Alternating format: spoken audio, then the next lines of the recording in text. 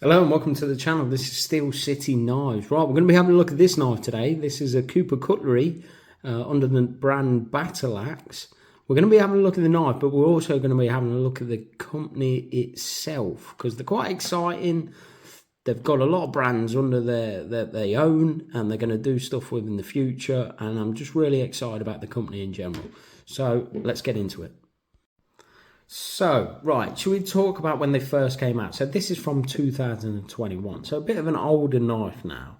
And when they first come out, they brought this out under the Battle Axe, and they brought the Conqueror out, which is a bit more of a larger knife. I think they still have that at Heine Haynes.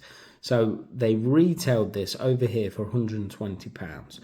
I bought this for £70, believe it or not. So it's a limited edition. I think they only made 100 in this buffalo horn covers. So 100 handmade in America for £70. Now, when I bought it, I did buy it with a bit of trepidation because I remember when they first come out, they got absolutely slated on YouTube on the reviews for the fit and finish and everything else. Also, they brought out some Weed & Co knives. Again, they got slated, and they had a few negative, bad reviews on YouTube.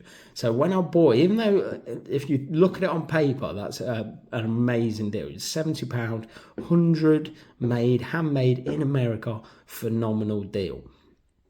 I still thought, what's it going to be like? So I was really pleasantly surprised when it came because I'll show you, we'll have a bit of a walk around the knife. It is absolutely spot on.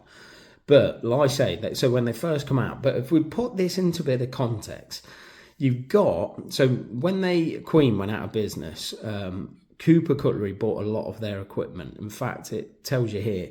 And when they bought Queen, I think they got a few brands as well.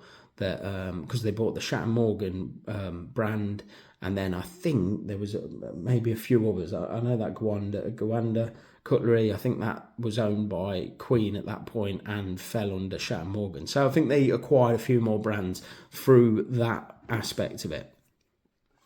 So, right, I'm going to bring Rosecraft into it. Don't start getting, we're talking cutlery here.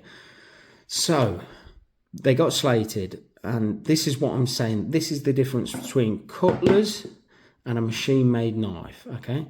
So cutlery is a skill. It's a craft. It's a hand operation. Now, when they first come out, the fit and finish and everything else probably wasn't there.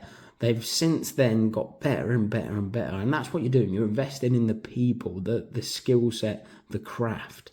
When you buy something like this, you're just investing in a company, in a brand. There's no hand operations involved with this, really. I know, people might want to contest that, but there isn't. It's a machine-made knife. Andy's come out now and said that, which I appreciate, mate. You've backed up my video, really. Thank you for confirming it. I already knew, but thank you.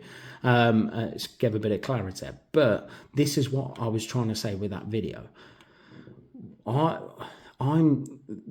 Cutlery, if we invest in the cutlers, they're going to get better and be able to do things that you can't do when machining. And when you see a multi-bladed Chinese knife that's machined, you'll see gaps and things like that. Now, if a cutler does it, he can make all of them fit so tightly in that blade well, and that's the skill, that's the craft. They'll just keep doing these computer-aided designs and manufacturing in a very perfect way. Don't get me wrong, but, you can't argue with the fit and finish. Brilliant. But, you're investing in a company there. We're investing in cutlers with this. We're investing in the people, in the skill, in the tradition. So don't get your knickers in a twist. That's what I was trying to put across with that. So, and you see it with Cooper Cutlery, because when they first come out, they weren't brilliant, but they're getting better. They're getting better. They really are sort of like producing. The ones that they brought out recently are phenomenal, and that's what I mean. That's what we're investing in, that skill set, that the cutlers themselves, not machine processors. If I wanted a machine made, because this is a good functional knife, I'm not disputing that, and it's tidy and it looks smart. I'm not disputing that. But if I wanted a machine perfect functional knife. I'll just go and buy a modern knife. I'll go and buy a Spyderco or something like that. When we look at traditional knives, like Andy was saying, Andy was trying to make out, traditional is just the style of knife. Traditional isn't just the style of knife to me. Traditional is it's traditionally made. So it's handmade, and that's what you're getting with Cooper Cutlery. And we're going to talk about the company in general, but and this is a perfect example of the transition that they're going through. They're learning and honing their skill and their craft, and that's what we're finding with this company, this American-made, brilliant company. Let's talk about it now, shall we? So I'll get into the company itself. So, right, it's called Cooper Cutlery, and the president of Cooper Cutlery is Gilbert Cooper. His wife works for it as well, Debbie, and he's got 2 sons, Seth and Matthew. Again, this is what we're investing in, this family. We're investing in these lads that will go on to become brilliant cutlers and, carry it on. And then, so it's located on their family farm in southern Ohio, and this is their mission statement, shall we say? Make a knife that Grandpa carried, something that you can hand down to your children or your grandchildren. So I'm on board straight away. I just think that's brilliant, and that's what it's all about. That's what knives are all about. I'll be so proud to get this out of my pocket. And my lad loved it. When I show my lad this, he just boils boys will be boys. It's a battle axe and all the rest of it. And I'll show you some of the older models as well, and we'll talk a bit about the battle axe. So they have a lot of brands that fall under Cooper Cutlery now that they own, and they're all got a story to tell, and they're historic, and there's. So I'll go through all the different, so Battle Axe, Weed & Co., Cooper Cutlery, so they do their stuff under that, Shatter Morgan, Gwanda Cutlery, Foster Brothers, Big Chief, which again is a part of a Queen thing, Clyde Cutlery, File and Wire, again, I think that's Queen, isn't it? Dollar Knife, I think that was owned by Queen, New York Knife Company, Beaver Falls Cutlery. All of them have got so much history and depth to them, and they've just, I could do a video on each one, and I'm hoping when reviewers do actually pick up these knives, they'll go into a bit of the history and explain, because that Beaver Falls Cutlery has got phenomenal. There's stuff about China. It's a long story, but there's so much to tell in all of those brands, and there's so much history around all those brands, and now that Cooper Cutlery owns all of them, and they're going to release knives under those names. So I just hats off to them. I'm really excited about this company. I think they're just and what they're doing. I like the fact they bought these brands and they're making knives under these brands again. I'll show you. So hopefully I'll put some pictures on there to keep you in sense. So the Battle Axe that we've got here, so Battle Axe brand actually goes back to 1877, believe it or not. So it was owned by a guy called Alfred Rudolph Justice, A.R. Justice of Philadelphia, and he had it since 1877 to 1937. And what I'll put some of the older knives up there now so you can see the quality that they were. And then it sort of got picked back up in 1975 to 1990. And it was owned by J.W. Hickey, Tom Schaus, and George Smith, who later became partners in Bluegrass Cutlery. Bluegrass Cutlery being a massive cutlery company still to this day, and make knives for Winchester and stuff like that, and a big force in the cutlery industry. But when they owned it, they had it made, the brand made in Zollingen, through the Frederick Alberts sort of factory. Now, you might know that name because I think that's where the Bulldog brand was manufactured, and also Fighting Rooster as well. So, and hopefully I'll put some brilliant knives, because I've found some absolutely brilliant knives from back in the day when Battle Axe was being produced under them. But right, so should we look at the knife now? So as you can tell, I'm very excited, and I love it. I love American cutlery anyway, and I love the fact that I'm a family man. I believe in history and heritage, and I like the fact it's like he's got his two sons working for him. It's a family-run sort of cutlery. I love the fact they managed to get hold of the Queen Cutlery machinery, so that lives on. There's just nothing to not like about it. All right, the first run was not, brilliant. But again, it's like I said, we're investing in those people. They're honing that craft. They're honing that skill. And I think they're starting to nail it. I think they really are. And it's just another brilliant knife company out there. That's I'm so happy to have this in the collection. Now, it is a limited edition. There were only 100 made of this. But I'll tell you what, I think I'm going to have to carry it because I love it. I absolutely love it. I thought that all the axes would make it look a bit naff and I just wouldn't like it. But, when you sort of research something and you sort of get involved in the history and stuff, it just makes you love that thing so much more, I think. And it really does. So, right, let's talk about the knife itself. We'll have a bit of a walk around. So, like I say, there was a bit of trepidation. I thought, what's it going to be like? Now, did I show you the blade centering? It is favouring the show side, both of them, but they're not rubbing. The fit and finish, there's no gapping. It's been hafted really well. We've got this lovely battle axe sort of shield. I've never seen this before as well. Like, obviously, it's like dimpled there, but yeah, it's really hafted well. No raised spots or anything. It's brilliant. I have dropped this a couple of times because I'm a clumsy. When I first bought it and I was oiling it up, it did slip out but yeah, it's spot on.